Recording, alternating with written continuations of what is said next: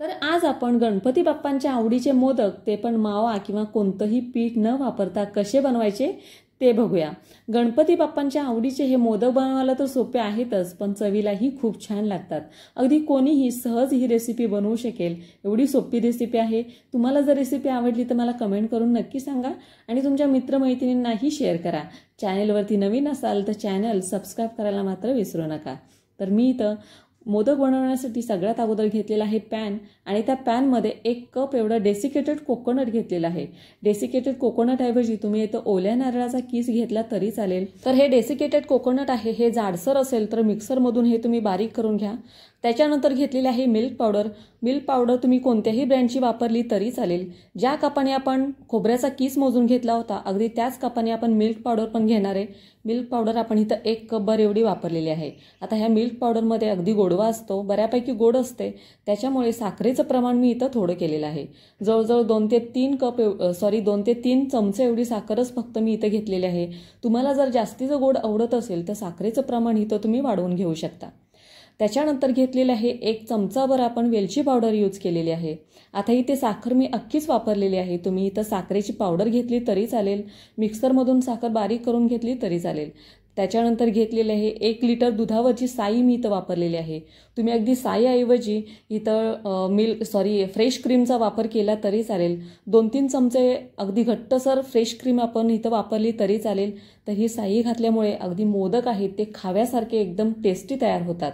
त्याच्यानंतर घेतलेलं आहे आपण दूध मी इथं अगदी अर्ध्या कपाचा वापर करणार आहे सुरुवातीला। जर आपल्याला दूध जास्तीचं लागलं तर परत आपण इथं दूध ॲड करणार आहोत। तर हे सगळं जे मिश्रण आहे ते आपण एकत्र करून घेणार आहे। तर हे सगळ्या मिश्रणाचं जे प्रमाण आहे ते अगदी 1 कप मिल्क पावडर घेतलेली आहे, 1 कप डेसिकेटेड कोकोनटचा वापर केलेला आहे आपण।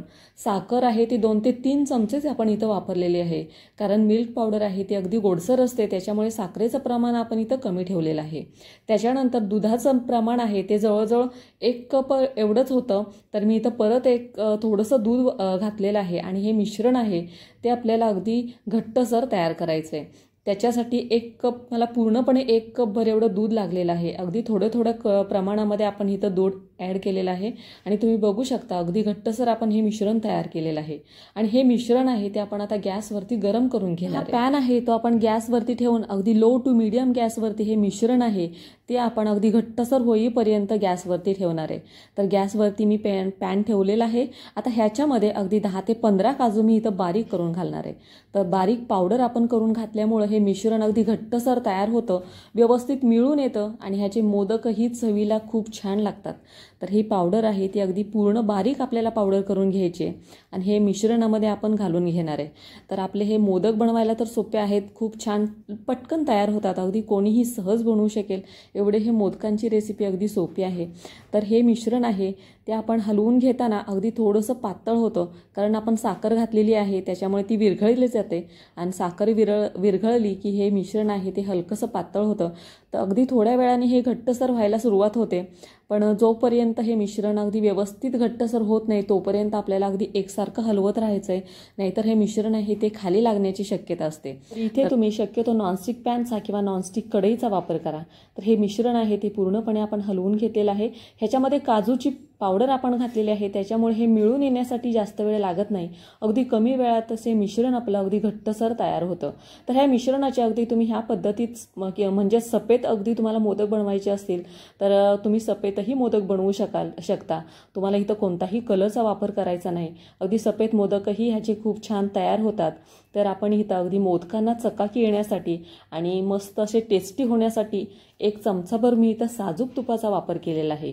तूप घातल्यामुळे अगदी मस्त असे चकाकी येते मोदकांना, छान असे तेलकट तुपट लागतात आणि हे मिश्रण आहे ते आपण पूर्णपणे एकदम हलवून घेणार आहे तूप घातल्यानंतर। तर तुम्ही बघू शकता अगदी आपलं जे मिश्रण आहे ते व्यवस्थित असं तयार झालेलं आहे। तर आपण इथे हलकेसे ब्राऊन मोदक बनवणार आहोत, त्याच्यासाठी कोको पावडर मी इथं वापरणार आहे। कोको पावडर अगदी 3 चमचे एवढी मी इथं वापरलेली आहे आणि हे मिश्रण आहे ते पूर्णपणे आपण मिक्स करून घेणार आहे। कोको पावडर ऑप्शनल आहे, तुम्हाला नाही घालायची तर तुम्ही नाही घातली तरी चालेल, पण हे मोदक अगदी माव्यासारखे म्हणजे मावा केक जसा असतो थोडासा ब्राऊन कलरचा अगदी त्याच पद्धतीत आपण हे मोदक बनवणार आहे। तर ह्या जी कोको पावडर आपण यूज केलेली आहे आहे तिचा स्मेलही खूप छान येतो आणि दिसायला मोदकही सुंदर दिसतात. तर ही कोको पावडर घातल्यानंतर मिश्रण अगदी व्यवस्थित आपण हलवून घेणार आहे. तर ह्या पद्धतीत तुम्ही एकदा मोदक नक्की तयार करा. खूप छान लागतात, मस्त सुगंधही येतो आणि दिसायलाही सुंदर दिसतात. तर हे मिश्रण आपलं अगदी घट्टसर तयार झालेलं आहे.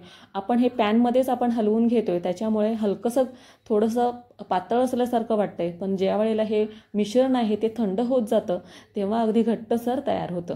तर हे बघा, आपण ताटामध्ये हे मिश्रण काढलेलं आहे. आता हलकंसं ह्याला पसरवून घ्यायचं, हलकंसं हलवून घ्यायचं, म्हणजे हे मिश्रण आहे ते थंड व्हायला जास्त वेळ लागत नाही.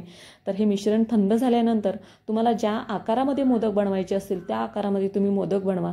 छोट्या मोठ्या साईजमध्ये मार्केटमध्ये बरेचसे साचे मिळतात, तर त्या साच्यांमध्येही तुम्ही घालून अगदी छोटे मोठ्या साईजमध्ये मोदक बनवू शकता. तर माझ्याकडं हा साचा आहे, तो अगदी हलकासा मोठा आहे. तर मी हे मोदक आहे ते तुम्हाला करून दाखवते. मोठासा असा गोळा घ्यायचा, साच्यामध्ये घालून व्यवस्थित असं चारी बाजूनी व्यवस्थित प्रेस करून घ्यायचं आहे. मस्त असे मोदक तयार होतात. हे मोदक आहेत ते अगदी एकसारखे जसे मार्केटमध्ये मिळतात, मिठाईच्या दुकानामध्ये मिळतात, तसेच अगदी एकसारखे मोदक तयार होतात. तर हे मोदक बनवणं अतिशय सोपं आहे. आपण इथं कसलाही मावा, कोणतंही पिठाचा वापर केलेला नाही. अगदी इन्स्टंट मोदक आपण तयार केलेले आहेत. चवीलाही खूप छान लागतात, दिसायलाही सुंदर दिसतात आणि कोको पावडरमुळे ह्याला स्मेलही खूप छान येतो. तर ह्या पद्धतीने तुम्ही एकदा मोदक नक्की करून बघा. तुमच्या घरच्या बाप्पासाठी किंवा तुम्ही इतर कोणाकडे जर प्रसादासाठी जात असाल तर तेव्हाही हे मोदक नक्की करून घेऊन जा. सगळ्यांना खूप आवडतील.